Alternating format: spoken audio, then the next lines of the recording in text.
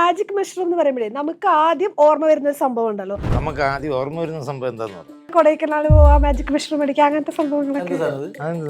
Magic mushroom എന്ന് പറഞ്ഞ സാധനം എല്ലാവർക്കും അറിയാം. കൊടൈക്കനാലിൽ എവിടെ അതെനിക്കറിയില്ല. അതൊരു ഡ്രഗ് കോടതി വിധിച്ചിട്ട് പറഞ്ഞിട്ടുണ്ട്. അതുകൊണ്ട് നമുക്ക് സംസാരിക്കാം. പക്ഷെ സെറ്റിൽ ഇരുത്തമെന്നൊരു ക്യാരക്ടറായിരുന്നു. ഈ ഇരുത്തമെന്ന് പറഞ്ഞാൽ ഞാൻ ആദ്യമേ ചെന്ന് ക്യാരവനിൽ ചെന്ന് കോസ്റ്റ്യൂം എല്ലാം ഇട്ട് എന്നോട് വന്ന് എല്ലാവരും വന്ന് ഗ്രീറ്റൊക്കെ ചെയ്ത് അവിടെ ഉമ്മറത്തൊരു കസേര ഇരിക്കും. കുട്ടി ഞാൻ 7 ദിവസം മറ്റേ കസേര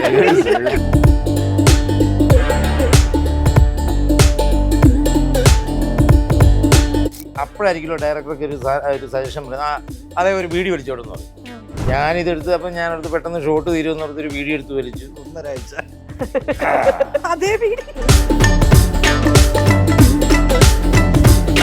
അപ്പം നാഷികടയിൽ സ്ക്രിപ്റ്റ് എത്തി. അദ്ദേഹം അഷ്റഫ് ഖാൻ ഒരു പടം ചെയ്യാൻ വേണ്ടി പ്ലാൻ ചെയ്യുന്നു, സംസാരിക്കുന്നു. അങ്ങനെ ഓണായ പ്രോജക്റ്റാണ് അല്ലേ? വിഷ്ണുവാണ് ഈ സ്ക്രിപ്റ്റ് കൊണ്ടുവന്നിട്ട് എൻ്റെ അടുത്ത് പറഞ്ഞ പടം ചെയ്യാനായിട്ട്.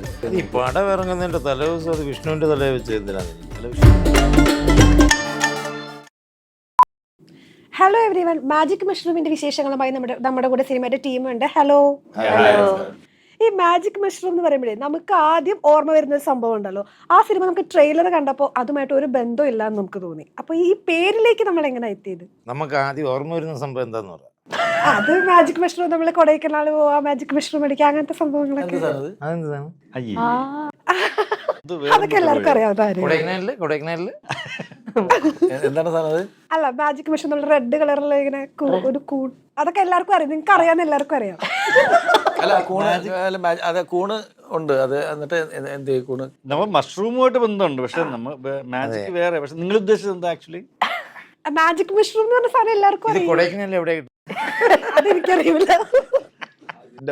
അതൊരു ഡ്രഗ് കോടതി വിധിച്ചിട്ട് പറഞ്ഞിട്ടുണ്ട്. അതുകൊണ്ട് നമുക്ക് സംസാരിക്കാം. അപ്പൊ അതുമായിട്ട് ഒരു ബന്ധവും ഇല്ല.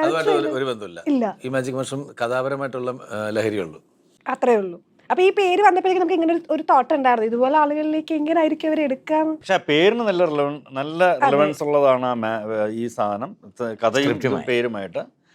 അതുകൊണ്ടാണ് അത് അങ്ങനെ സംഭവിച്ചത്. പിന്നെ ഡെഫിനറ്റ്ലി യെസ്, നമ്മൾ എല്ലാം ബിസിനസ്സാണ്, എല്ലാം നമുക്ക് ആൾക്കാരെ അട്രാക്ട് ചെയ്യാൻ വേണ്ടിയിട്ടാണ്. സോ ഈ പേര് ആൾക്കാരെ അട്രാക്ട് ചെയ്യുന്നു എന്നുണ്ടെങ്കിൽ അത് നമ്മുടെ ഭാഗ്യം. ഈ സുജിത് വാസുദേവ് ടച്ച് എന്ന് പറഞ്ഞ സാധനമുള്ളത് നമുക്കിതിൽ പ്രതീക്ഷിക്കാൻ പറ്റുമോ? എന്താന്ന് എനിക്ക് മനസ്സിലായിട്ടില്ല. അത് ഞാൻ ചോദിക്കാൻ വരുന്നത്, അതായത് സാറിന്റെ രീതിയിൽ അതെന്താ? നമ്മളെപ്പോഴും പറയുമല്ലോ ഒരു സുജിത് വാസുദേവ് ടച്ച് ഉണ്ട് ഈ സിനിമയ്ക്ക് എന്ന് പറയാറുണ്ട്. അത് മറ്റുള്ളവർ അങ്ങനെ കണ്ടിട്ട് വിലയിരുത്തുമ്പോൾ അതിന് ടച്ച് ഉണ്ടോ ഇല്ലയെന്ന് പറയേണ്ടതാണ്. എനിക്ക് അറിയത്തില്ല കേട്ടോ അങ്ങനെ ഒരു ഉത്തരം പറയാൻ. പക്ഷേ ഒരു ടച്ച് എന്ന് പറഞ്ഞിട്ട് ഒരു ഗ്രാഫിനകത്ത് നിർത്താനാണ് ഉദ്ദേശമെങ്കിൽ അത് ബുദ്ധിമുട്ടായിരിക്കും. അങ്ങനെയല്ല, നല്ല രീതിയിലാണ് കുട്ടി ഉദ്ദേശിച്ചത്. തീർച്ചയായിട്ടും ഒരു സുജിത് വാസുദേവ് ടച്ച് സിനിമയിൽ ഉണ്ടാവും. അദ്ദേഹം ഓരോ ക്യാമറമാരും ഡിഫറെന്റ് ആണ്. അതെ. അപ്പം അദ്ദേഹത്തിന്റെ ഒരു ടേക്കിംഗ് വരെ ഇവര് തമ്മിലുള്ള ഒരു കൊറിയോഗ്രാഫി നേരത്തെ നല്ല സിങ്ക് ഉള്ളവരാണ്. ഇവര് നേരത്തെ സുജിത് വാസുദേവ് നേരത്തെ വർക്ക് ചെയ്തിട്ടുണ്ട്. അപ്പം അവര് തമ്മിലുള്ള ഒരു നമുക്ക് പിന്നെ എന്ന് വെച്ചിട്ടുണ്ടെങ്കിൽ അങ്ങോട്ടും ഇങ്ങോട്ടും പറഞ്ഞു കഴിഞ്ഞിട്ടുണ്ടെങ്കിൽ കാര്യങ്ങൾ ഡിസ്കസ് ചെയ്ത് പോകുന്ന തരത്തിലാണ്. ഇപ്പോൾ നമ്മുടെ സീനിയറാണ്, വർക്കിംഗ് എക്സ്പീരിയൻസ് ഉള്ള ആളാണ്. അതിവിടെ പറയേണ്ട കാര്യമുണ്ട്. അപ്പോൾ അങ്ങനെയുള്ള കാര്യങ്ങളിൽ വരുമ്പോൾ നമുക്കറിയാൻ പാടില്ലാത്ത കാര്യങ്ങൾ ചോദിക്കാം. ഇപ്പോൾ സുജിത്ത് ഉപയോഗിക്കുന്നത്, സുജിത്ത് എൻ്റെ അടുത്ത് പറയും നമുക്ക് ഇങ്ങനെ ഒരു സീൻ എന്ന് പറയുമ്പോൾ എൻ്റെ അടുത്ത് വയ്ക്കാം, നമുക്ക് അത് ഇങ്ങനൊരു ലെൻസിൽ നമുക്ക് ഷൂട്ട് ചെയ്ത് കഴിഞ്ഞിട്ടുണ്ടെങ്കിൽ അതിന് ഇങ്ങനൊരു ഇമ്പാക്റ്റ് കിട്ടും, അത് ഞാൻ കാണിച്ചു തരാം, നിങ്ങൾ നോക്കുന്ന പറയാം. അപ്പോൾ നമ്മൾ വിചാരിച്ച ആ ഒരു ഫ്രെയിമിനേക്കാൾ വേറൊരു തരത്തിലായിരിക്കും. ഇപ്പോൾ ഇതിനകത്തൊരു ചില ഷോട്ട്സിൽ അങ്ങനെ നമ്മൾ ജോണി ആൻ്റണിയുടെ സീനൊക്കെ ഷൂട്ട് ചെയ്തപ്പോൾ നിങ്ങൾ അങ്ങനെ ആ ഒരു സീനിലൊക്കെ ഷൂട്ട് ചെയ്യുമ്പോൾ എൻ്റെ അടുത്ത് പറഞ്ഞത് ഒരു വിഷ്വൽ ഞാൻ കാണിച്ചാൽ ഇങ്ങനെ ചെയ്താൽ അത് വർക്കാവുമെന്ന് വെച്ചാൽ ഞാൻ പറഞ്ഞു അയ്യോ ഇങ്ങനെ ഇത് ഉഗ്രനായിരിക്കും. കാരണം അങ്ങനെയുള്ള ചില ഗിമ്മിക്സുകളൊക്കെ ഈ സിനിമയ്ക്ക് സുജിത്തിൻ്റെ കയ്യിൽ നിന്ന് കിട്ടുന്ന, അല്ലെങ്കിൽ ഈ സിനിമാപരമായിട്ട് അല്ലെങ്കിൽ കഥാപരമായിട്ട് അങ്ങനെ വർക്ക് ചെയ്യുമ്പോൾ ഈ കഥയ്ക്ക് കുറച്ചുകൂടി ഹ്യൂമറാണെങ്കിൽ, ഇപ്പോൾ സുജിത്ത് ഹ്യൂമർ ചെയ്യുന്നല്ല, അതിനേക്കാളും വേറെ ടൈപ്പ് ചെയ്യുന്ന ആളാണ്. പക്ഷെ അത്തരത്തിലുള്ള ആ ഗിമ്മിക്സുകൾ ഹ്യൂമർ വരെ കൂട്ടിയിട്ടുണ്ട്, തമാശ വരെ. അതിന്റെ ഒരു കോൺഫിഡൻസ് എന്ന് പറഞ്ഞാൽ അമർ അക്ബർ അന്തോണിയും ഇതുപോലെ തന്നെ നമ്മളതിൻ്റെ ഒരു ഹ്യൂമർ കൂടുതലുള്ള സ്ക്രിപ്റ്റ് ആണല്ലോ. അപ്പോൾ നമ്മളതിനകത്ത് ഉപയോഗിച്ചിരിക്കുന്ന വേ ഓഫ് ട്രീറ്റ്മെൻറ്റ് എന്ന് പറയുന്നത് വേറെ നമ്മൾ സാധാരണ കൊമേഴ്സ്യൽ സിനിമകൾ അങ്ങനെ ചെയ്യില്ല. അപ്പോൾ അതെങ്ങനെ നമുക്ക് കുറച്ചുകൂടി രസകരമായിട്ട് ചെയ്തെടുക്കാം. അപ്പോൾ ഇതിനകത്തും നമ്മൾ അങ്ങനൊരു ശ്രമമൊക്കെ നമ്മുടെ കയ്യിലുണ്ട്. ഇനിയിപ്പോൾ അതൊരു ടച്ചായിട്ട് പിന്നീട് മാറുമെങ്കിൽ that will be great. Okay. ഈ ബോബി ചേട്ടൻ സെറ്റിൽ വരുമ്പോഴാണോ സെറ്റ് ഒന്ന് ഭയങ്കര ബഹളമൊക്കെ ആവുന്നത്? ബോബി പൊതുവെ റൂമിൽ നിന്ന് ഇറങ്ങും. ആ ബഹളം കേൾക്കാം. ബോബി ഇറങ്ങിയിട്ടുണ്ടെന്ന് ഈ ആന ഇറങ്ങി എന്നൊക്കെ പറയില്ല കാട്ട്, അതന്നെ ചെയ്യണം. സെറ്റിൽ അങ്ങനെ ആയിരുന്നു. പക്ഷേ സെറ്റിൽ ഇരുത്തം എന്നൊരു ക്യാരക്ടറായിരുന്നു. ഈ ഇരുത്തം എന്ന് പറഞ്ഞാൽ ഞാൻ പറഞ്ഞു, ഞാനൊരു കഴിഞ്ഞ ദിവസത്തെ ഒരു പ്രോഗ്രാമിൽ പറഞ്ഞു, ഞാൻ ഈ സിനിമയിൽ വരാൻ തന്നെ കാര്യം, ഞാൻ നാഷിക നേരത്തെ കണ്ടു കഴിഞ്ഞപ്പോൾ ഈ സിനിമ വേണമായിരുന്നു. എനിക്ക് അറിയത്തില്ലായിരുന്നു അഷ്റഫക്ക, എനിക്ക് നേരത്തെ കുറേ നാളുകളായിട്ടുള്ള ബന്ധമാണ് നാഷിക, അഷ്റഫക്ക, ജാഫർക്ക, ഇവരിലായിട്ട് സുഹിതൻ. ഇതെല്ലാം കഴിഞ്ഞിട്ട് അവൻ നാഷിക ഈ സിനിമ ചെയ്യാൻ തീരുമാനിച്ചു കഴിഞ്ഞപ്പോൾ എന്നെ ഒരു പ്രാവശ്യം കണ്ടു കഴിഞ്ഞപ്പം ഞാൻ ഒന്നും ചോദിക്കാതെ നിൽക്കുക എന്നോട് പറഞ്ഞടാ പടം തുടങ്ങാൻ പോവുക, നിനക്ക് പറ്റിയ ക്യാരക്ടറൊന്നും ഇല്ല, അതുകൊണ്ടാണ് ഞാൻ വിളിക്കാത്ത കേട്ടോ എന്ന് പറഞ്ഞു. ഞാൻ പറഞ്ഞു നോ പ്രോബ്ലം വയ്ക്കാമെന്ന് പറഞ്ഞ് പിന്നീട് ഒരു സന്ദർഭത്തിൽ എനിക്കൊരു കോൾ വരികയാണ്, ഇവർ രണ്ടുപേരും ഒന്നിച്ചിരിക്കുന്നത്, സുജിത് വാസുദേവും നാഷികയും ഒന്നിച്ചിരിക്കുന്ന സമയത്ത് എനിക്ക് തോന്നുന്നത് എൻ്റെ പേര് സജസ്റ്റ് ചെയ്യുന്നത് പറഞ്ഞത് നായികയ്ക്ക് ഒരു അച്ഛൻ വേണം.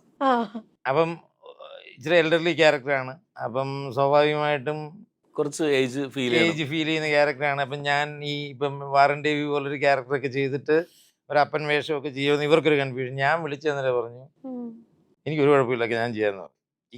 എനിക്ക് കോൺഫിഡൻ്റ് ആണോ ഞാനത് ചെയ്താൽ ഓക്കെ ആണെന്നുണ്ടെങ്കിൽ ഞാൻ വിൽ ഡു ഇറ്റ്. അങ്ങനെയാണ് ചെല്ലുന്നത്. ശരിക്കും പറഞ്ഞാൽ ആ കഥാപാത്രത്തിന് ഒരു കൺഫ്യൂഷൻ, എനിക്ക് കൺഫ്യൂഷൻ വരാൻ കാരണം വെച്ചിട്ടുണ്ടെങ്കിൽ പ്രായം മാത്രം പോരാ, കുറച്ച് വിവരം, വിദ്യാഭ്യാസം ഒക്കെ തോന്നണം, പക്വത ഫീൽ ചെയ്യണം നമുക്ക്. നന്നായി അഭിനയിക്കുമല്ലോ, അപ്പൊ പിന്നെ കുഴപ്പമില്ല. റിയലിസ്റ്റിക് ആയിട്ട് സ്വാഭാവികമായിട്ട് ഈ വിവരവും പക്വതയും ഒക്കെ ഉള്ള ഒരാൾ അന്നേരം ചിന്തിച്ചപ്പോൾ എന്റെ പേരെ കേട്ടിയുള്ള സുജിത് വാസുദേവന് മനസ്സിലായി ഇപ്പൊ മലയാള സിനിമയിൽ പക്വത ചെന്നൊരു ക്യാരക്ടർ. പക്ഷെ അതൊക്കെ ഇവന് നന്നായിട്ട് അഭിനയിച്ചിട്ട് അതൊന്നും ഇല്ലെങ്കിലും ഫേസിൽ വരുത്തി. പിന്നെ ഇരുത്തം വന്ന ക്യാരക്ടർ, ഞാൻ ആദ്യമേ ചെന്ന് ക്യാരവനിൽ ചെന്ന് കോസ്റ്റ്യൂം എല്ലാം ഇട്ട് എന്നോട് വന്ന് എല്ലാവരും വന്ന് ഗ്രീറ്റൊക്കെ ചെയ്ത് അവിടെ ഉമ്മറത്തൊരു കസേര ഇരിപ്പുണ്ട്. കുട്ടി ഞാൻ 7 ദിവസം മറ്റേ കസേര അവിടെ അവരെന്തൊക്കെയോ പെർഫോമൻസും പരിപാടിയൊക്കെ ആയിട്ട് അവിടെ ആട്ടി ബഹളം. എനിക്ക് ഈ ഒരു ചെന്നപ്പോഴേ ഈ പെട്ടെന്ന് ഈ ആട്ടുകാർക്കൊക്കെ അപ്പോഴായിരിക്കുമല്ലോ ഡയറക്ടർക്ക് ഒരു സജഷൻ പറയുന്നത്, അതേ ഒരു ബീഡി വലിച്ചോടെന്ന് പറയും. അപ്പൊ ഇവരുടെ കയ്യിലിരിക്കുന്ന ബീഡിയൊക്കെ ഈ മറ്റേ ഈ ബംഗാൾ ബീഡിയൊക്കെ ആയിരുന്നു, ഈ പാക്കറ്റിന്റെ ഇതൊക്കെ. ഞാനിതെടുത്ത് അപ്പം ഞാനെടുത്ത് പെട്ടെന്ന് ഷോട്ട് തീരുമെന്ന് പറഞ്ഞൊരു വീഡിയോ എടുത്ത് വലിച്ചു. 1.5 ആഴ്ച ഈ വീഡിയോ കണ്ടിന്യൂറ്റി പിടിച്ചിട്ട് അതാണ് ഇരുത്തം വന്ന ക്യാരക്ടർ. അവസാനം ഞാൻ റൈറ്ററെ വിളിച്ചിട്ട് ചോദിച്ചു, നീ എവിടെ നിന്നാണ് ഈ കഥ എഴുതി ഇത്രയും ഒരു മനുഷ്യനെ കസേരയിൽ ഇരുത്തി എഴുതാൻ വേണ്ടി? അതായത് സ്ക്രിപ്റ്റ് എഴുതിയപ്പോൾ നീ മറന്നുപോയെന്ന് ചോദിച്ചു. ഈ ക്യാരക്ടർ അയാളെ ഇരിക്കുന്നതിന് ഒരു കാരണമുണ്ട് ആ സിനിമയിൽ. അത് കഴിഞ്ഞിട്ട് കുറേ ദിവസം കഴിഞ്ഞിട്ട് ഞങ്ങൾ അവിടുന്ന് ലൊക്കേഷനൊക്കെ ഷിഫ്റ്റ് ചെയ്ത്. അന്നേരം ഞാനവിടെ ഇരിപ്പില്ല, ലൊക്കേഷൻ ഷിഫ്റ്റ് ചെയ്തപ്പോ പുള്ളി ആ കസേരയും കൊണ്ടുപോയി. ഞാൻ പറഞ്ഞു എനിക്ക് ഈ കസേര വേണം. അവിടെ ആ വീട്ടിലെ സീനൊക്കെ തീർന്ന് നമ്മൾ ലൊക്കേഷൻ ഷിഫ്റ്റ് ചെയ്ത് പിന്നെ ഒരു റോട്ടിൽ ഒരു ഇവൻ്റെ ഒരു കടയൊക്കെ ആയിട്ട് ഷൂട്ട് ചെയ്യണം. അപ്പോൾ നോക്കിയപ്പോൾ ഫസ്റ്റ് ആ പടത്തിൽ വന്നിട്ട് ആദ്യമായിട്ട് ബോബി നടന്ന് റോട്ടിൽ കൂടി വരുന്ന സീൻ എടുക്കുക. നടന്ന് വന്നു. അപ്പോൾ ബോബി പറഞ്ഞു, ഓ മറ്റേ എനിക്കൊരു ആക്ടിവിറ്റി, ഞാൻ നടക്കുന്ന ഒരു ഷോട്ട്. അങ്ങനെ നടന്നു വന്ന് കയറി ഇപ്പുറത്ത് വന്നപ്പോൾ ഞാൻ പറഞ്ഞു ആ കടയിലെ കസേര. അപ്പൊ ഞാൻ പറയൂ എനിക്ക് ഒരു മൊമെന്റ് ഉള്ള ഒരു ഷോട്ട് കിട്ടിയില്ല. അഷ്റഫൊക്കെയാണ് അതിനകത്ത് അഭിനയിച്ചിട്ടുണ്ട് ആ സീനില്. അപ്പൊ ഞാനോർത്ത് എനിക്കൊരു മൊമെന്റ് ഒക്കെ കിട്ടിയല്ലോ എന്ന് ഓർത്ത് ഞാൻ ഇങ്ങനെ കടയിൽ വന്ന് ആക്ടിവിറ്റി എല്ലാം കഴിഞ്ഞപ്പോൾ അടുത്ത ഷോട്ടിനേക്കാ അടുത്ത ഷോട്ട് നീ ആ കസേര വീണ്ടും ആ കസേര ഷൂട്ട് കഴിഞ്ഞ് പോയപ്പോ കസേര എടുത്തോണ്ട് പോയോ? അതൊരു സ്മാരകമായിട്ട് ഇപ്പൊ വീട്ടിൽ സൂക്ഷിച്ചിട്ടുണ്ട്. ഏറ്റവും കൂടുതൽ എനിക്കിപ്പോ കസേര കാണുന്ന വെറുപ്പാ. വീട്ടിലുണ്ട് പക്ഷേ. ഈ ഇത് സ്ക്രിപ്റ്റ് കഴിഞ്ഞിട്ട് അമ്പലത്തിൽ ഷൂട്ട് ചെയ്തപ്പോഴും കമ്മിറ്റി ഓഫീസിൽ കസേര അവിടെയും കൊണ്ട് ഒരു കസേര ഇട്ട് ഞാൻ അവസാനം ഡയറക്ടറോട് കാല് പിടിച്ചു, ഞാൻ നിന്നോണ്ട് അഭിനയിച്ചു. ഇങ്ങനെയൊക്കെ അവസ്ഥയായി. അടുത്ത സിനിമയിൽ വിളിക്കുമ്പോ പറഞ്ഞിട്ടുണ്ടോ എനിക്ക് നിന്നുകൊണ്ട് ക്യാരക്ടർ വേണ്ട? ഞാൻ അപ്പോൾ അത് ഇക്കയായിട്ട് ചോദിക്കുമ്പോൾ ഇപ്പം എന്നോട് പറഞ്ഞു, ഞാൻ ഇക്കയോട് പറഞ്ഞു നിനക്ക് എന്തൊക്കെ എങ്ങനെയുള്ള ക്യാരക്ടറാണ് ഇഷ്ടമുള്ളതെന്ന് വെച്ചാൽ ഞാൻ പറഞ്ഞു നമുക്ക് ഒരു പക്വത വന്ന ഒരു ഇരുത്തം വന്ന ക്യാരക്ടർ ചെയ്യണം വെക്കാന്ന് പറഞ്ഞപ്പോൾ പുള്ളി പ്ലേസ് ചെയ്തതാണ് ഇത്. ഇരുത്തി ഇനി മേലാൽ ഗംഭീര വേഷമായിരുന്നു. അതിലും വലിയ ഗംഭീര വേഷം ചെയ്തിരിക്കുന്ന ഇതിന്റെ പ്രൊഡ്യൂസർ അഷ്റഫക്ക ഒരു വേറൊരു അപ്പിയറൻസിലും വേറെ ലുക്കിലും 72 മൂവീസ് ചെയ്തിട്ടുണ്ട് അല്ലേ? 72 മൂവികൾ ചെയ്തിട്ടുണ്ട്. കൊച്ചു കൊച്ചു ചെറിയ ചെറിയ ആ വേഷങ്ങളായിട്ട് ഞാൻ ഇന്ന് സിനിമയിൽ വർക്ക് ചെയ്തിരുന്നു. അതുകൊണ്ട് അവിടെയൊക്കെ കയറി നിൽക്കും. അഷ്റഫക്കയുടെ തുടക്കം സിനിമയിൽ വർക്ക് ചെയ്താണ്. വർക്ക് ചെയ്തിരുന്നു ഞാൻ. ഈ സ്ക്രിപ്റ്റ് ആദ്യം എത്തുന്നത് ആദർശക്കേൽക്കാണോ അതോ പ്രൊഡ്യൂസർ എങ്ങനെ ആദ്യം വരുന്നത്? എനിക്കാണ്. എല്ലാം ആദർശം. ഇവരൊക്കെ തമ്മിൽ വർഷങ്ങളോളമുള്ള ബന്ധങ്ങളാണ്. കുറെ വർഷമായിട്ടുള്ള വർഷങ്ങളായിട്ടുള്ള ബന്ധമാണ്. അപ്പം നാഷികടയിൽ സ്ക്രിപ്റ്റ് എത്തി, അദ്ദേഹം അഷ്റഫക്ക അന്നേരം ഒരു പടം ചെയ്യാൻ വേണ്ടി പ്ലാൻ ചെയ്യുന്നു, സംസാരിക്കുന്നു, അങ്ങനെ ഓണായ പ്രോജക്റ്റ് ആണ് അല്ലേ? അല്ല, വിഷ്ണു ഞാൻ വിഷ്ണുവാണ് കൊണ്ടുവന്നത്. വിഷ്ണുവാണോ? വിഷ്ണുവാണ് ഈ സ്ക്രിപ്റ്റ് കൊണ്ടുവന്നിട്ട് എൻ്റെ അടുത്ത് പറഞ്ഞ് പടം ചെയ്യാനായിട്ട്. ഒരു നല്ല രസമുള്ള സാധനം പറഞ്ഞത്. അങ്ങനെ ഞാൻ കേട്ട് കഴിഞ്ഞപ്പോൾ ഞാൻ പിലാക്കലായിട്ട് സംസാരിച്ചു. പിലാക്കൽ പറഞ്ഞു ഓക്കെ. ഈ പടം ഇറങ്ങുന്നതിന്റെ തലേദിവസം അത് വിഷ്ണുവിന്റെ തലയെ വെച്ച് എന്തിനാന്ന് എനിക്ക് അല്ല വിഷ്ണു അതുവരെ പറഞ്ഞത് ഞാൻ അഷ്റഫക്കയുടെ വളരെ വളരെ സീരിയസ് വിഷ്ണുവാണ്. അപ്പോൾ എന്നിട്ട് ഇതെല്ലാം കറങ്ങി തിരിഞ്ഞ് പിന്നെ ഈ ബോബിയുടെ സംഭവം എന്ന് വെച്ചിട്ടുണ്ടെങ്കിൽ പണ്ട് ഞങ്ങൾ ദുബായിലൊക്കെ ചെല്ലുന്ന സമയത്ത് ദുബായിൽ ഞാൻ ജാഫർ ജയസൂര്യൊക്കെ ഞങ്ങൾ ആദ്യകാലങ്ങളിൽ എന്താ വരുന്നത് നോക്കിട്ട് ചെല്ലുന്ന സമയത്ത് ഇവൻ്റെ ഫ്ലാറ്റിലാണ് ഞങ്ങൾ കൂടുന്നത്. അന്ന് ഇവൻ സിനിമയിൽ അഭിനയിക്കാനുള്ള ആഗ്രഹങ്ങൾ കാര്യങ്ങളൊന്നുമില്ല, ഉണ്ടായിരിക്കാം, നമ്മളൊന്നും പറഞ്ഞിട്ടൊന്നുമില്ല. തീർച്ചയായിട്ടും. എന്നിട്ട് പിന്നെ ഇവൻ ലണ്ടനിൽ പോയി. ലണ്ടനിലാണ് താമസിക്കുന്നത്. ഇപ്പോഴും അവിടെ ഇല്ലടാ വീട് വിട്ട 2001 കാര്യമായിട്ടോ. ലണ്ടനിൽ വീടില്ല ഇപ്പോഴും ഉണ്ടല്ലോ അല്ലേ? ഭാര്യയുണ്ട്, മക്കളും ഉണ്ട്, എല്ലാവരും ഉണ്ട്, എല്ലാവരും ഉണ്ട് ഇപ്പോഴും. അത് ചോദിച്ചാൽ ലണ്ടനിൽ ദിലീപ് ഞങ്ങളെ കൂടി ചെല്ലുന്ന സമയത്ത് പിന്നെ ഞങ്ങളുടെ സഹവാസം ഇവൻ്റെ വീട്ടിലും ഞങ്ങളെ ഹോട്ടലും ഒക്കെ ആയിട്ട് മിക്കവാറും അങ്ങനെയൊക്കെ. ഈ അവസാനം ഒരു ദിവസം എന്തോ കാര്യത്തിന് പനിയ സാധനമായിട്ട് ഇവനെ ഹോസ്പിറ്റലിൽ അഡ്മിറ്റായി. ഒന്നുമല്ല, കഥ അങ്ങനെയല്ല. ഞാൻ വേണേൽ ആക്ച്വലി പെട്ടെന്ന് പറയാം. എൻ്റെ ബർത്ത്ഡേ ജൂൺ 26 ദിലീപേട്ടൻ നാഷിക്കും ലണ്ടനിലുണ്ട്. അന്ന് ഒരു പ്രോഗ്രാം, ഒരു ഷോ ആണ്. അതെ. അപ്പം അന്ന് എൻ്റെ ബർത്ത്ഡേ ആണ് ജൂൺ 26. അപ്പം ഞാൻ പറഞ്ഞേക്കാം നമുക്ക് നോട്ട് ചെയ്തു, എല്ലാവരും നോട്ട് ഗിഫ്റ്റുകൾ ലണ്ടനിലേക്കോ അല്ലെങ്കിൽ കൊച്ചിയിലെ പെട്ടെന്ന് ഞാൻ ഇവരോട് പറഞ്ഞു നമുക്ക് ഉച്ചയ്ക്ക് വീട്ടിൽ ബാബിക്കോ എന്തെങ്കിലും ലഞ്ച് വീട്ടിൽ ചെയ്യാന്നൊക്കെ പറഞ്ഞ് ഞാൻ എൻ്റെ ഓഫീസിലൊന്ന് പോയി എന്തോ ഒരു പരിപാടിക്കിടയ്ക്ക് എനിക്കൊരു ചെറിയ ഒരു ഹാർട്ടിൻ്റെ ചെറിയൊരു പെയിൻ പോലെ ഫീൽ ചെയ്തു. പെട്ടെന്ന് തന്നെ എൻ്റെ കൂടെയുള്ള ആള് ആംബുലൻസ് വിളിക്കുന്നു, ഞാൻ ഹോസ്പിറ്റലിൽ കൊണ്ടുപോകുന്നു. ഭയങ്കര സീൻ. ഇതല്ലേക്കാ പറയാൻ വന്നേ? അല്ല, അത് ഞാൻ ഹാർട്ടിന്റെ കാര്യം ഞാൻ വിട്ട്. എനിക്ക് ഉറക്കച്ചോടുകൊണ്ടുണ്ടായ ഒരു വിഷമമായിരുന്നു.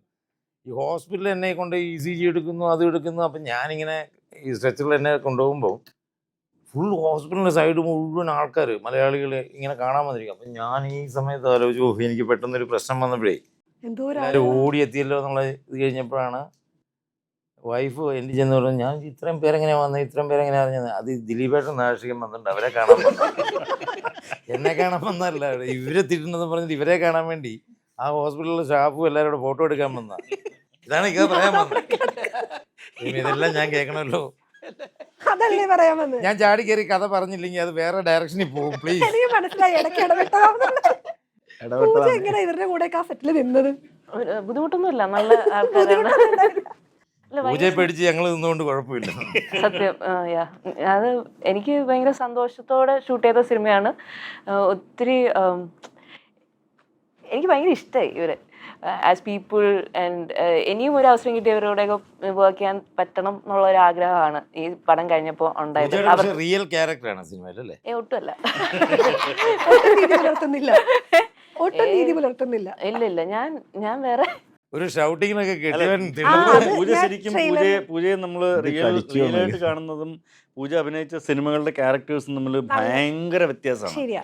ഭയങ്കര വ്യത്യാസമാണ്. പൂജയുടെ അടുത്ത് സംസാരിക്കുമ്പോൾ നമുക്ക് വേറൊരു വൈബും ക്യാരക്ടേഴ്സിനെ കാണുമ്പോൾ ഇതാണ് പൂജ ചെയ്യുന്നത് തോന്നുകയും ചെയ്യുന്ന തരത്തിലാണ്. നന്നായിട്ട് അഭിനയിക്കുന്നു അല്ലേ? പൂജയുടെ പേരായിട്ട് ചെയ്തിരിക്കുന്നത് സിദ്ധാർത്ഥാണ്. സിദ്ധാർത്ഥ ഒരു അസാധ്യ ക്യാരക്ടർ. ഇതിലൊരു ഭയങ്കര ഇവരുടെ പോർഷൻ ഭയങ്കര രസമുള്ള രീതി, എനിക്ക് ഭയങ്കര ഇഷ്ടമുള്ളൊരു രീതി. ഇന്നൊരു സ്ക്രീനിൽ കാണാത്ത തരത്തിലുള്ളൊരു ഭയങ്കര ഡിഫറെന്റ് സിദ്ധുവായിരുന്നു. ഇപ്പൊ കഴിഞ്ഞ വർഷം കൊറേ വേറെ സാധനങ്ങളാണല്ലോ ചെയ്യുന്നത്. അപ്പൊ ഇത് അതില് വേറെ. പക്ഷെ അഭിനയിക്കുമ്പോ ഇപ്പോഴും ഞാൻ പറയാം, സിദ്ധു ഡബ് ചെയ്തിട്ട് പോകുന്ന സമയത്ത് വരെ എൻ്റെ അടുത്ത് പറഞ്ഞു, ഇക്ക നമുക്ക് അടുത്ത സിനിമയിൽ ഒരു ഗംഭീര ക്യാരക്ടർ ചെയ്യാം, ഇപ്പൊ ഇങ്ങനെ പോട്ടെന്ന്. ഞാൻ പറഞ്ഞു അപ്പൊ ഞാൻ ആലോചിച്ചു, ഞാൻ പറഞ്ഞു സിദ്ധു ഇത് ഉഗ്രൻ ക്യാരക്ടറാണ്, ആണോ? ഞാൻ പറഞ്ഞു ഇത് നല്ല ഹ്യൂമർ വർക്കാവും. അത് ഫൈനൽ കണ്ടിട്ടില്ല സിദ്ധു. പിന്നെ നമ്മള് സിനിമയുടെ സെക്കൻഡ് ഹാഫിൽ അല്ലേ നമ്മളൊക്കെ വരുന്നുള്ളൂ. ഓക്കെ. അപ്പം ഞാനും ചെറിയ കഥാപാത്രം ചെയ്യാൻ പോവാന്നുള്ള മൂഡിൽ തന്നെയാണ് പോകുന്നത്. പിന്നെ എല്ലാ സിനിമയിലും അങ്ങനെയാണ്, 2 ദിവസമൊക്കെയാണ് അഭിനയിക്കാൻ പോകുന്നത്. ഇതല്ലായിരുന്നല്ലോ, ഇത് കുറേ ദിവസം ഉണ്ടായിരുന്നില്ലേ? പക്ഷെ ഇതില് താങ്ക്ഫുള്ളി കുറച്ച് ദിവസം കൂടുതലുണ്ടായിരുന്നു. 4 ദിവസം ഉണ്ടായിരുന്നു. 2 ദിവസം കൂടുതലുണ്ട്. പിന്നെ മഴയൊക്കെ സഹായിച്ചു. അത് മഴ കാരണം ഷൂട്ട് പോയതുകൊണ്ടാണ്. തൊടുപുഴ നല്ല മഴയായിരുന്നു, അതുകൊണ്ട് അല്ല കുറച്ച് എക്സ്റ്റെൻഡ് ഉണ്ടായിരുന്നു. ചെയ്തിട്ടുള്ളൊരു. പിന്നെ ഇവരൊക്കെ എനിക്ക് തോന്നുന്നു ഇവരൊക്കെ ഇരിക്കുമ്പോൾ എനിക്ക് കുറെ ചെയ്യാനുണ്ടായിരുന്നു. അതുകൊണ്ടും അപ്പൊ എനിക്ക് ഭയങ്കര സന്തോഷം തോന്നി. അല്ലല്ല ഒരു അപ്പൊ ഒരു പോയിന്റ് ഒരു സിനിമയുടെ ഒരു പോയിന്റില് ഷീസ് ഓൺ പെർഫോമിങ്. അപ്പൊ എനിക്ക് നമ്മൾ ആദ്യം സിനിമ ചെയ്തു തുടങ്ങുമ്പോൾ ഇങ്ങനെ ചെറിയ ചെറിയ മൂലയ്ക്കൊക്കെ നിന്ന്, അപ്പൊ അങ്ങനത്തെ അത്രയും നല്ല നമുക്ക് കണ്ട് വളർന്ന ആർട്ടിസ്റ്റുകളൊക്കെ ഉള്ളപ്പോൾ അങ്ങനെ ഒരു സ്പേസ് കിട്ടിയപ്പോൾ എനിക്കൊരു സന്തോഷവും ഒരു അഭിമാനവും ഒക്കെ തോന്നിയായിരുന്നു. അങ്ങനെ കോള് വന്നത് ഓർമ്മയുണ്ടോ? ഫസ്റ്റ് ആകാശാണ് വിളിക്കണത്. ആകാശ് എൻ്റെ സ്കൂൾ ഓഫ് ഡ്രാമയിലെ ജൂനിയർ ആയിരുന്നു. അപ്പം അവൻ ഇവനൊക്കെ പടം ചെയ്യാൻ ഇവൻ ഇത്രയ്ക്ക് പ്രായമായോ അങ്ങനെ തോന്നിയ. അവൻ ഡ്രാമ സ്കൂളിൽ പഠിക്കാൻ വരുമ്പോൾ സ്കൂൾ കഴിഞ്ഞാണ് ഞാൻ MA കഴിഞ്ഞ് അപ്പത്തേക്ക്.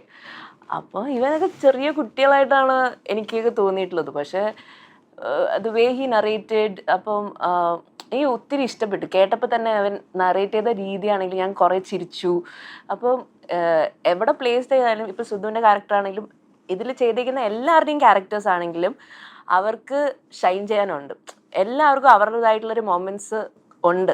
അത് വലുത് ചെറുതെന്നില്ല. അതുകൊണ്ട് തന്നെ ഇതിലെ ചെറിയ ഒന്ന് വന്നു പോകുന്ന ക്യാരക്ടേഴ്സ് പോലും നമുക്ക് ഒത്തിരി ഇഷ്ടമുള്ള ആർട്ടിസ്റ്റുകളാണ്. അല്ല ചുമ്മാ എന്നാൽ ഇവിടെ ഒരു വിളിച്ച് അഭിനയിപ്പിക്കാം, റോട്ടിൽ നിന്ന് ഒരാളെ വിളിച്ച് അഭിനയിക്കാന്ന് വെച്ചിട്ട് ആരും അഭിനയിച്ചിട്ടില്ല. അപ്പോൾ എല്ലാവരും ആർട്ടിസ്റ്റാണ്. അപ്പോൾ ഞാൻ ഡബിൽ പോയിരിക്കുമ്പോൾ തന്നെ ഇവരൊക്കെ എപ്പോൾ വന്നു ഈ സിനിമയിൽ, ആ സീൻസ് ഒക്കെ കാണുമ്പോൾ ഇവരൊക്കെ ഉണ്ടോ, അത്രയും പാക്ഡ് ആണ് ഇതിൽ. അതിൽ ശരിക്കും ഞാൻ താങ്ക്സ് പറയുന്ന പ്രൊഡ്യൂസർക്ക് ഉണ്ടാകും. കാരണം വെച്ചിട്ടുണ്ടെങ്കിൽ ഒരു ഡയറക്ടർ എന്നുള്ള നിലയിൽ നമുക്ക് ചെറിയ വേഷങ്ങൾ ചെയ്യാൻ വേണ്ടിയിട്ട് ശരിക്കും ഒരു പ്രൊഡ്യൂസർ പറയുക അതിന് അത്രയും പൈസ കൊടുത്ത് എന്തിനാ വിളിക്കുന്ന, പൈസ കൊടുക്കാതെ വരെ അഭിനയിക്കാൻ വേണ്ടിയിട്ട് നല്ല പുറത്ത് നിൽക്കുന്ന ഒരുപാട് ആൾക്കാരുണ്ട്. ശരിക്കും പറഞ്ഞ ഒരു സിനിമയ്ക്ക് ആവശ്യം എന്ന് പറയുന്നത് ബിസിനസ്സിന് അത്യാവശ്യം വേണ്ടുന്ന കുറച്ച് തലകൾ. ആ തലകൾ കഴിഞ്ഞാൽ പിന്നെ ബാക്കി ആർക്ക് വേണമെങ്കിലും ഇപ്പോഴത്തെ സിനിമയിൽ അങ്ങനെ തലകൾ വേണമെന്നില്ല, അങ്ങനെയില്ല, അങ്ങനെ പോലും നിയമമില്ല. എല്ലാ പുതുമുഖങ്ങളാണെങ്കിലും സിനിമ നല്ലതാണെങ്കിൽ ഓടും, കണ്ടന്റ് നല്ല. അപ്പോൾ അങ്ങനെ നിൽക്കുന്ന സ്ഥലത്ത് ഇതിൻ്റെ അകത്ത് ഒരു ചെറിയ സീനിലാണെങ്കിലും വന്നു പോകുന്നവരെല്ലാം അത്യാവശ്യം നല്ല പൈസ വാങ്ങിക്കുന്ന ആർട്ടിസ്റ്റുകളാണ്. അതങ്ങനെ വേണമെന്നുള്ള നിർബന്ധം ഉണ്ടായിരുന്നു? അങ്ങനെയല്ല, അത് ചെയ്തപ്പോൾ കുറച്ചുകൂടി നമുക്ക് കംഫർട്ടബിൾ ആയിട്ട്. കാരണം എന്താ പറയുക, ചില ഞാനൊക്കെയുള്ള ഈ ഫ്രണ്ട്ഷിപ്പിന്റെ പുറത്ത് ചെയ്തല്ലേ, പൈസ മേടിച്ചിട്ടില്ലല്ലേ?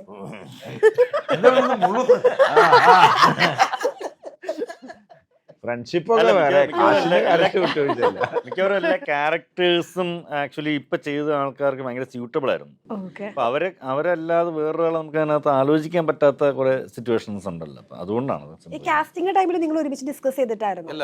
എല്ലാവരും ഉണ്ടായിരുന്നു. എക്സ് ഓർ വൈ എന്ന് പറഞ്ഞിട്ടൊരു സാധനം ഇട്ടുണ്ടായിരുന്നു. എന്നാലും ഇവരെ കിട്ടുമെന്ന് നോക്കി, ഇവരാണ് ആപ്റ്റ്.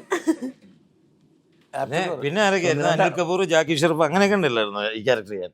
നമുക്ക് അവരൊന്നും അത്രയ്ക്ക് ലെവലിൽ പോകണ്ടെന്ന് വിചാരിച്ചു. നമുക്ക് വേണ്ടി ഒരു മാജിക് ഇതിനകത്ത് ഉണ്ടെന്ന് ഇക്കയ്ക്ക് തോന്നിയ ഒരു മൊമെന്റ് ഏതായിരുന്നു ആ സ്ക്രിപ്റ്റ് വായിച്ചപ്പോൾ? മാജിക് ഉണ്ടെന്ന് തോന്നിയ മൊമെന്റ് സ്ക്രിപ്റ്റ് വായിച്ചപ്പോഴോ ഇപ്പോഴല്ല, ഇതിന്റെ ഫൈനൽ ഔട്ട്പുട്ട് കണ്ടപ്പോഴാണ് തോന്നിയത്. സത്യസന്ധമായിട്ട് പറയാം. കാരണം വെച്ചിട്ടുണ്ടെങ്കിൽ ഒരു ദൈവാനുഗ്രഹം ഈ സിനിമയ്ക്ക്. കാരണം ഒരുപാട് ഈ മഴ, പ്രകൃതി പ്രശ്നങ്ങൾ അതൊക്കെ ഉണ്ടെങ്കിലും നമ്മൾ വായിച്ച സ്ക്രിപ്റ്റോ അല്ലെങ്കിൽ നമ്മൾ ഷൂട്ട് ചെയ്തുകൊണ്ടിരുന്ന സമയത്തുള്ള ഒരു കൺഫ്യൂഷൻസോ കാര്യങ്ങൾ ഇതൊന്നുമല്ല ഫൈനൽ ഔട്ട്പുട്ടിൽ കിട്ടിയത്. എല്ലാം കൂടി കറങ്ങി തിരിഞ്ഞാൽ എല്ലാം ആയിരുന്നപ്പോൾ കോൺഫിഡൻസ് ഉണ്ടായിരുന്നു, ഇത് നല്ലൊരു സിനിമയായിരിക്കും, പക്ഷേ ഇത്ര ഒരു എനർജി ഉള്ള സിനിമയായിരിക്കും എന്നുള്ളത് അത് കിട്ടിയപ്പോൾ ആ മാജിക് ഫൈനൽ ഔട്ട്പുട്ട് കണ്ടപ്പോൾ തന്നെയാണ് തീർച്ചയായിട്ടും ഇത് ഇങ്ങനെ. അത് എനിക്ക് തോന്നുന്നത് അതിന് കുറേ പ്രാർത്ഥനകളുണ്ട് ഈ സിനിമയ്ക്ക്. അതായത് കുറേ നല്ല, അതായത് ടെക്നീഷ്യൻസിൻ്റെ, അതായത് അവരുടെ ഒരാളുടെയും പ്രാക്കില്ലാത്ത, ശാപമില്ലാതെ എല്ലാവരെയും കൃത്യമായിട്ട് എല്ലാവർക്കും കൃത്യമായിട്ടുള്ള ശമ്പളം കൊടുത്ത് അവർ പ്രതീക്ഷിക്കുന്നതിനേക്കാൾ കൂടുതലും കൊടുത്തു വിട്ട് ഒരു പ്രൊഡക്ഷൻ തുടങ്ങുന്നതിന് മുമ്പ് 10 ദിവസത്തെ ബാറ്റ അഡ്വാൻസ് ഇട്ട് പേരെടുത്തൊരു പ്രൊഡ്യൂസറാണ്. അപ്പോൾ അങ്ങനെ ഒരു പ്രാർത്ഥന എന്ന് പറയുന്ന സാധനത്തിൽ ഞാൻ വിശ്വസിക്കുന്നു. അങ്ങനെ ഒരു പ്രാർത്ഥന ഈ സിനിമയ്ക്ക് ഉണ്ടെന്ന്. അല്ലെങ്കിൽ ഇത്രയും ഇങ്ങനെ പറയുന്ന പോലെ എങ്ങനെയൊക്കെ ഇതെന്നാലും നമുക്ക് ചെറിയ തടസ്സങ്ങളും കാര്യങ്ങളൊക്കെ അവിടെ ഇവിടെയൊക്കെ ഉണ്ടെങ്കിലും അതിനൊരു ടോട്ടൽ റിസൾട്ടിൽ നന്നായി വന്നിട്ടുണ്ട്. അല്ല, ചില സ്ക്രിപ്റ്റുകൾ ചില സംഗതികൾ നമുക്ക് സ്ക്രിപ്റ്റ് എഴുതി വരുമ്പോൾ നമുക്ക് ചിലപ്പോൾ അത്രയും അച്ചീവ് ചെയ്യാൻ ചിലപ്പോൾ പറ്റിയെന്ന് വരില്ല, അല്ലെങ്കിൽ അത്രയും അച്ചീവ് ചെയ്യാൻ നമ്മൾ എത്ര ശ്രമിച്ചാലും ഓക്കെ അതിൻ്റെ ഏകദേശം അത്രയും കിട്ടുന്നില്ല. പക്ഷെ ഇത് എനിക്ക് തോന്നുന്നു അതിനേക്കാളും നമ്മൾ ഓരോ ദിവസവും വായിച്ച് കുറച്ചുകൂടി ഇമ്പ്രൂവൈസ് ചെയ്ത് സോ അതിൻ്റെ ഒരു ലെവൽ അപ്പ് കീപ്പ് ചെയ്തുകൊണ്ട് തന്നെ ഇരുന്ന ഒരു പ്രോസസ്സ് ഉണ്ടായിരുന്നു നമുക്ക് ഷൂട്ടിങ്ങിലുടനീളം. സോ അതൊരു പിന്നെ ഡബ്ബിങ്ങിലും അതിൻ്റെ മ്യൂസിക് ചെയ്യുമ്പോഴും ചിലപ്പോൾ എഡിറ്റ് കുറച്ച് ഷഫിൾ ചെയ്ത് അങ്ങോട്ടും ഇങ്ങോട്ടും ചില സാധനങ്ങൾ ട്രിം ചെയ്തപ്പോഴും അല്ലേ ഒക്കെ അതിനകത്തൊരു ഈ പറഞ്ഞ കൈൻഡ് ഓഫ് മാജിക് എപ്പോഴും. അല്ല, ഞാൻ പറഞ്ഞത് പല സിനിമകൾക്ക് നമ്മൾ ഒരു ആദ്യത്തെ ഒരു 1 ലൈൻ കേൾക്കുമ്പോൾ നല്ല ഇൻട്രസ്റ്റിംഗ് ആയിരിക്കും, നമ്മൾ ഭയങ്കര രസമായിരിക്കും. കാരണം 4-5 വരിയിൽ എൻ്റെയൊക്കെ സംബന്ധിച്ചിട്ട് ഒരു 4-5 വരിയിൽ കഥ പറയുന്ന ആൾക്കാരാണ് എനിക്ക് ഏറ്റവും ഇഷ്ടം. കാരണം ഇവിടുന്ന് തുടങ്ങി ഇത്രയും ഇതാണ് സംഭവം എന്ന് പറയുന്ന എക്സ്പ്ലെയിൻ ചെയ്യണമെന്നില്ല. അങ്ങനെയല്ല, അതിനകത്ത് വേണം. ഒരു അരമണിക്കൂർ നിന്ന് കഥ പറയുന്ന ഇതിനകത്ത് ഫുൾ ഉണ്ടായിട്ട് കാര്യമില്ല. ഒരു 4-5 വരികളിൽ പറഞ്ഞു തീരാവുന്ന ഒരു കൊച്ചു കഥ, അതാണ് വേണ്ടത്. അപ്പം തന്നെ മനസ്സിലാകണം. ഈ മൊത്തം സിനിമ വെച്ചിട്ട് ഒരു 1 മിനിറ്റിൻ്റെ ആഡ് ചെയ്യാൻ പറ്റണം പറഞ്ഞു കഴിഞ്ഞാൽ, ഒറ്റ ഒരു വരിയിൽ കഥ പറയാം. അപ്പോൾ അങ്ങനെ പറയുന്ന സാധനങ്ങൾ ചിലപ്പോൾ നമുക്ക് ഗംഭീരമായിട്ട് തോന്നിയിട്ട് പക്ഷെ അത് എഴുതി വരുന്ന പേപ്പറിൽ വരുമ്പോൾ ഇഷ്യൂ ഇത് എവിടെയും മിസ്സായി, പക്ഷെ നമ്മൾ കമ്മിറ്റ് ചെയ്തു പോയി. പക്ഷെ അത് ഷൂട്ട് ചെയ്യുന്ന സമയത്ത് വീണ്ടും മിസ്സിങ് അങ്ങനെ വന്നിട്ടാണ് സിനിമകളുണ്ട്. സിനിമകൾ അങ്ങനെ സംഭവിക്കാറുണ്ട് പലർക്കും, എനിക്ക് മാത്രമല്ല പലർക്കും സംഭവിക്കാറുണ്ട്. പക്ഷെ എഴുതി വന്ന സ്ക്രിപ്റ്റിനേക്കാൾ മേളിൽ അത് നന്നായി വരുന്ന ഒരു മാജിക് അത് ഈ സിനിമയിൽ വന്നു. നമുക്കൊരു സിനിമ എടുത്തോണ്ടിരിക്കുമ്പോഴേ മനസ്സിലാവും ഇത് ക്ലിക്ക് ആവുമില്ല എന്നുള്ളൊരു തോട്ട്. കോൺഫിഡൻസ് അല്ല, ചിലത് ഓക്കെ ആയിരിക്കും. പിന്നെ നമ്മൾ തീരുമാനിക്കണമല്ലോ ഓഡിയൻസിന്. ഇപ്പം നമ്മളിങ്ങനെയൊക്കെ ഇരുന്ന് പറയുന്നുണ്ട്, നമുക്ക് പറയാൻ പറ്റത്തില്ല കാര്യം. അത് ഡിപ്പെൻസ്. നമുക്കൊരു ഇൻഡ്യൂഷൻ വരുമല്ലോ, ഓക്കെ ഇത് നല്ല സിനിമയാണെന്ന് അറിയാൻ പറ്റും. നല്ല സിനിമയാണ്, അല്ലെ സിനിമ ഇച്ചിരി മോശമായിട്ടുണ്ടോ അല്ലെങ്കിൽ ഇച്ചിരി നന്നായിട്ടുണ്ടോ നമുക്ക് അറിയാൻ പറ്റും. അത് മറ്റത് ഭയങ്കര ക്ലിക്ക് ആകുമോ അല്ലയോ എന്നുള്ളത് ഡെഫിനറ്റ്ലി സിനിമയെ മോശമാകാൻ വേണ്ടി ആരും സിനിമ എടുക്കുന്നില്ല. നല്ല സിനിമകൾക്കാണ് സിനിമ എടുക്കുന്നത്. ഇത് at the end of the audience അവിടെ ഇത് നമുക്ക് ഫസ്റ്റ് ഡേ തിയേറ്ററിൽ മാത്രം എത്ര വലിയ ഫിലിം മേക്കേഴ്സ് ആണെങ്കിലും ഫസ്റ്റ് ഡേ ഷോ കഴിഞ്ഞുള്ള ഓഡിയൻസിന്റെ റെസ്പോൺസ് ആണ് ആ സിനിമ എങ്ങനെയുണ്ടെന്ന് അറിയാൻ. പിന്നെ എന്തൊക്കെ മാജിക് സംഭവിച്ചാലും തിയേറ്ററിൽ വരുന്ന ദിവസം തിയേറ്ററിലേക്ക് വിട്ട് കഴിഞ്ഞിട്ടുണ്ടെങ്കിൽ പിന്നെ മാജിക് തീരുമാനിക്കേണ്ട ഓഡിയൻസാണ്. കറക്റ്റ്. ആ ദിവസത്തെ ഒരു ടെൻഷൻ മാറാൻ എന്താ ടെൻഷൻ ഉണ്ടോ? ടെൻഷൻ തീർച്ചയായിട്ടും ഉണ്ട്. കാരണം നമ്മളൊരു പ്രൊഡക്റ്റ് ഉണ്ടാക്കിയിട്ട് നമ്മൾ ലോഞ്ച് ചെയ്യാണ്, അതിനെ എത്ര പേര് ഇഷ്ടപ്പെടുന്നു അല്ലെ എത്ര പേർക്ക് അത് ഇഷ്ടപ്പെടുന്നു എന്നൊക്കെ ഉള്ളത് വലിയ പ്രശ്നമാണല്ലോ. നമ്മളുടെ മക്കളെ എങ്ങനെ മോശമായിട്ട് പാടിയാലും ഡാൻസ് കളിച്ചാലും നമുക്കത് ഭയങ്കര ഇഷ്ടമാണ്. അതിനകത്ത് മോള് പാടുന്നുണ്ട് അല്ലേ? എൻ്റെ മോള് പാടുന്നു.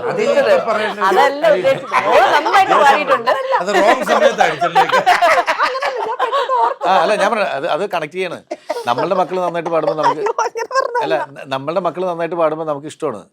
പക്ഷെ അത് വേറൊരു ആൾക്കാരുടെ അടുത്ത് കേട്ടിട്ട് അവർ നല്ലത് അല്ല പറയണൊക്കെ ഇതായിട്ട് കണക്ട് ചെയ്തിട്ട് തന്നെ പറയുന്നത്. ഇപ്പം എൻ്റെ മോള് പാടും, ഇപ്പം ഞാൻ എൻ്റെ മോളെ കൊണ്ടുവന്ന് പാടിച്ചു ഈ പടത്തിൽ. പക്ഷെ അത് മോശമാണ് എന്ന് നമ്മളുടെ കൂടെ ഉള്ളവർ പറഞ്ഞു കഴിഞ്ഞിട്ടുണ്ടെങ്കിൽ അല്ലെങ്കിൽ കേൾക്കുന്നവർ ഇത് മോശമാണെന്ന് പറഞ്ഞിട്ടുണ്ടെങ്കിൽ നമുക്ക് അത് കട്ട് ചെയ്ത് കളയേണ്ടി വരും. അതിനുള്ള മനസ്സ് നമുക്ക് വേണം. ഇപ്പം ഞാൻ എൻ്റെ മോളെ കൊണ്ടുവന്ന് പാടിച്ചത് എൻ്റെ മോള് പാടിക്കോട്ടെ, അല്ലെങ്കിൽ എൻ്റെ അനിയൻ ഇതിനകത്ത് അഭിനയിച്ചോട്ടെ എന്ന് പറഞ്ഞിട്ട് നമ്മളങ്ങനെ ആസ്വദിക്കുക. എൻ്റെ അനിയനൊക്കെ ആക്ട് ചെയ്യുന്ന ആൾക്കാരാണ്, അവന് ഈ ക്യാരക്ടർ കൊടുത്താലേ ഞാൻ ഈ പടം ഡയറക്റ്റ് ഉള്ളൂ എന്നൊക്കെ പറഞ്ഞുകൊണ്ട് നമുക്ക് നിൽക്കാൻ പറ്റുമോ? ഇത് കേട്ട് കഴിഞ്ഞിട്ട് ഇപ്പം എൻ്റെ മോള് തന്നെ ഇതിനകത്ത് പാടി കഴിപ്പിച്ചിട്ട് ഞാൻ ഒരുപാട് പേരെ കേൾപ്പിച്ചു ഇതിനകത്ത്. അപ്പോഴും ഡിസൈഡ് ചെയ്തിട്ടില്ല. കാരണം നമ്മൾക്ക് നമ്മളുടെ കുഞ്ഞ് നല്ല ഗംഭീരമായിട്ട് പാടി. നമുക്ക് നമ്മളുടെ കുഞ്ഞുങ്ങൾ പാടുന്നതൊക്കെ ഭയങ്കര ഇഷ്ടമാണ്. അല്ല, ആക്ച്വലി അതൊരു ഹൈലൈറ്റ്. ഇതില് എത്രയോ പൈസ വന്ന ആർട്ടിസ്റ്റിന്റെ തന്നെ ഒരു സീൻ തന്നെ 2-3 തൂക്കിയുണ്ട്. വലിയ ആർട്ടിസ്റ്റ് 2-3 ദിവസം വന്ന് ഷൂട്ട് നടക്കുക, പിന്നെയും വന്ന് എന്നതിന് ശേഷം എടുത്തു വെച്ച സാധനം എടുക്കും. പുള്ളിക്ക് ഇഷ്ടമല്ലാന്ന് പറഞ്ഞാൽ ആരായാലും കട്ട് ചെയ്ത് മാറ്റും, കട്ട് ചെയ്ത് കളയും. അത് അങ്ങനെ യാതൊരു അപ്പൊ ഡയറക്ടർ ആവും. ഞാൻ അഭിനയിച്ച സാധനം തന്നെ ഞാൻ കട്ട് ചെയ്ത് കളഞ്ഞിട്ടുണ്ട് കട്ടപ്പനയിലൊക്കെ സ്വന്തമായിട്ട്. എന്നെ ഒരുപാട് സീൻ ഉണ്ടായിരുന്നു, അത് എടുക്കുമ്പോൾ തന്നെ അറിയായിരുന്നു. ഒരുപാട് സീൻ ഉണ്ടായിരുന്നു, എല്ലാം കട്ട് ചെയ്ത് കളഞ്ഞ. അങ്ങനെയാണ് സിനിമ 2.5 മണിക്കൂർ ആക്കിയത്. അല്ല, നമുക്കൊരു വിഷമം, കാരണം നമ്മൾ ഇത്ര എഫേർട്ട് ഇട്ട് വന്നിട്ട് ഒരു തോന്നാറില്ല.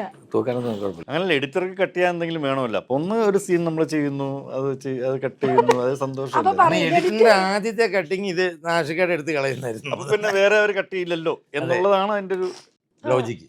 അല്ല, ആസ് എ ഡയറക്ടർ ഭയങ്കര കൂളായിരുന്നു. നാഷികയോ ആഷൊക്കെ എപ്പോഴും കൂളാണ്, എപ്പോഴും കൂൾ ബടിയാണ്. പിന്നെ ചില ചായ കിട്ടിയില്ലെങ്കിൽ അങ്ങനെ അങ്ങനെ ചെറിയ അങ്ങനെയുള്ള കുഞ്ഞു കുഞ്ഞു ചൂടാക്കി കാര്യങ്ങൾ. കൊണ്ടുനടക്കണം. ചൂടായാൽ ഞാൻ അങ്ങേയറ്റം. വേറെ രീതി പറയല്ല, ഞാൻ ഈ അഷ്റഫിക്കുകയും ഞാൻ ഇത് ഇവർ രണ്ടുപേരും ചൂടാന്ന് ഞാൻ കണ്ടിട്ടില്ല. ആര്? അത് ഞാൻ ഉണ്ടായിട്ടുണ്ട്. നാഷിക ദേഷ്യപ്പെട്ടുണ്ടോ? ഞാൻ ദേഷ്യപ്പെടുന്ന കണ്ടിട്ടില്ലേ? ദേഷ്യപ്പെട്ട് കണ്ടിട്ടുണ്ട്. ഞാൻ കണ്ടിട്ടില്ല, സീരിയസ്ലി. ആണോ? ആഷൊക്കെ ദേഷ്യപ്പെടാറൊക്കെ ഉണ്ട് ഈ ചില മുഖത്ത് സമയത്ത്. ദേഷ്യമോ എനിക്ക് വിശ്വസിക്കാൻ സാധിക്കുന്നില്ല. മുഖം ഇങ്ങനെ മറച്ചു വെച്ചിട്ട് ഞങ്ങൾ നല്ല കുട്ടികളാണ്. മറ്റല്ലേ മറ്റേ സാധനം ഞാൻ പറഞ്ഞില്ല. എന്താ പുള്ളി ചൂടായത് ഞാൻ കൂളാക്കാൻ വേണ്ടിട്ട് ഞാൻ ചൂടായിട്ടുണ്ട്. വേണ്ടിട്ട് ഓ, ഇവർക്ക് രണ്ടുപേർക്കും കറക്റ്റ് ആയിട്ട് അറിയാതെ തോന്നുന്നു.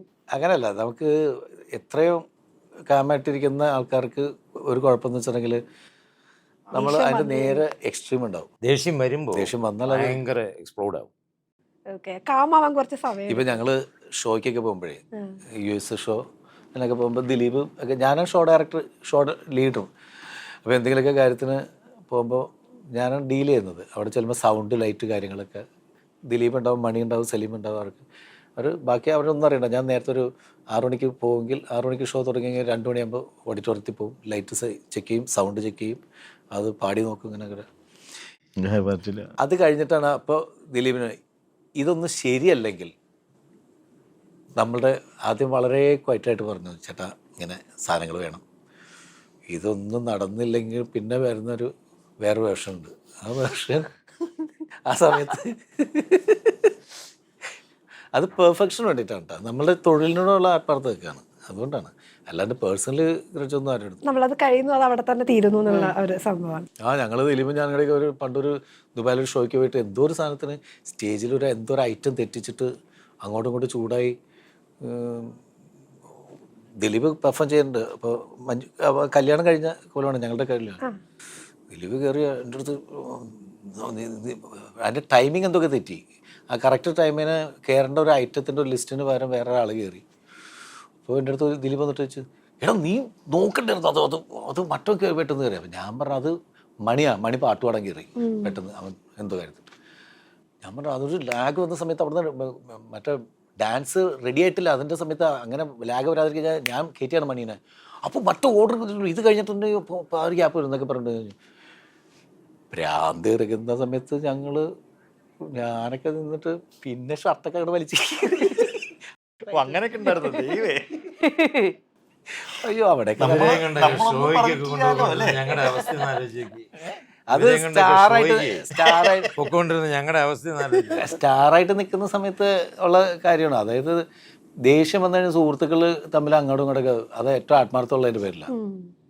ഞങ്ങൾ ഷോയിന് പോകുമ്പോൾ അങ്ങനെ തെറ്റിക്ക് ഈ പെർഫെക്ഷൻ എന്ന് പറയുന്ന സാധനത്തിനോടുള്ളൊരു ഇഷ്ടമൊന്നും ഉണ്ടാകും. അല്ല, അത് സ്വാഭാവികമാണ് സംഭവം കേട്ടോ. നമുക്ക് വർക്കിലാണെങ്കിലേ, നമ്മളിപ്പം ഷൂട്ടിലാണെങ്കിൽ പോലും വർക്കിലാണെങ്കിൽ ആശാനാണ് നമുക്ക് Perfection നമ്മൾ എന്തിനാ ചൂടാകുന്നത്? നമ്മൾ ആ പരിപാടി അവിടെ നടക്കണം അല്ലേ?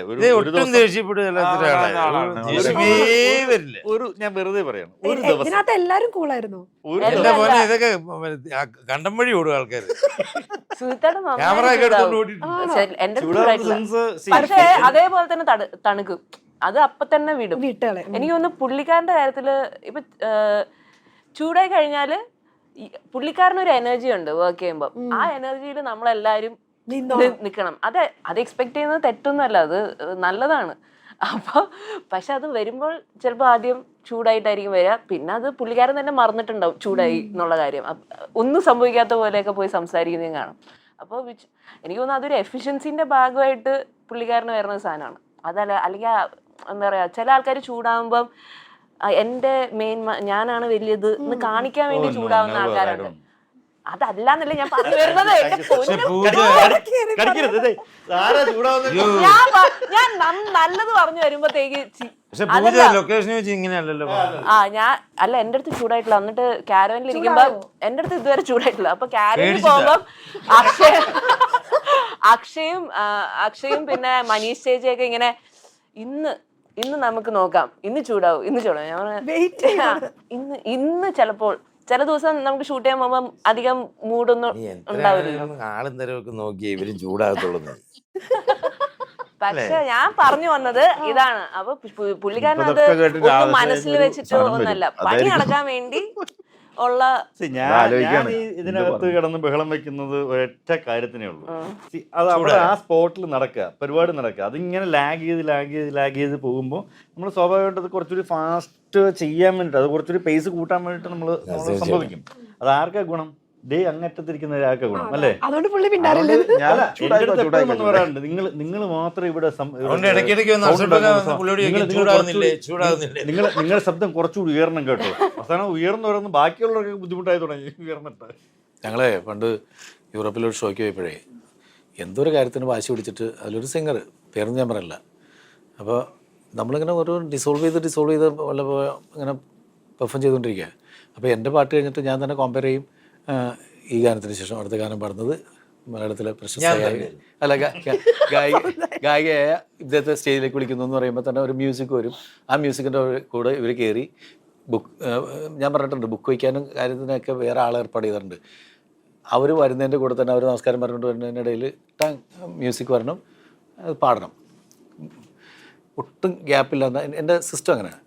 അപ്പോൾ ഞാനിത് വരുമ്പോഴേക്കും ഇവരെന്തോ കാര്യത്തിന് സ്പോൺസറായിട്ടുള്ള പ്രശ്നത്തിലാണ് ഉടക്കി ഇങ്ങനെ ഇരിക്കുക, കാലം കയറ്റി. അപ്പോൾ ഞാൻ അടുത്ത ഗാനം പാടാനിട്ട് വേദിയിൽ വീണ്. അപ്പോൾ ഞാൻ നോക്കിയപ്പോൾ ഇവർ സ്റ്റേജിൽ നിന്നിട്ട് ഞാൻ വരില്ലേ. അപ്പോൾ ഞാൻ ഒരിക്കലും സ്റ്റേജിൽ അങ്ങനെ കാണിക്കുമല്ലോ, എത്ര പേര്. ഞാൻ വീണ്ടും വരാൻ, ഗായിക നമ്മളുടെ ഉടൻ തന്നെ വരുന്നു ഒരു നോ കാണിച്ചുകൊണ്ടിരുന്നു. പിന്നെ അപ്പോഴാണ് നമുക്ക് സ്പോട്ടിൽ നമ്മളുടെ ഈ സ്റ്റേജ് എക്സ്പീരിയൻസ് ഗുണം ചെയ്യുന്നത്. ഞാൻ പെട്ടെന്ന് സ്റ്റേജിൻ്റെ സൈഡിലേക്ക് നോക്കിയിട്ട് ഓക്കെ താങ്ക് യു, ക്ഷമിക്കണം, നമ്മുടെ ഗായിക ഇവിടെ വന്നിട്ട് എന്തൊക്കെ കഴിച്ചിട്ട് വയറ് കംപ്ലൈൻ്റ് ആയിട്ട് ടോയ്ലറ്റിൽ പോയിരിക്കുകയാണ് അത്യാവശ്യമായിട്ട്.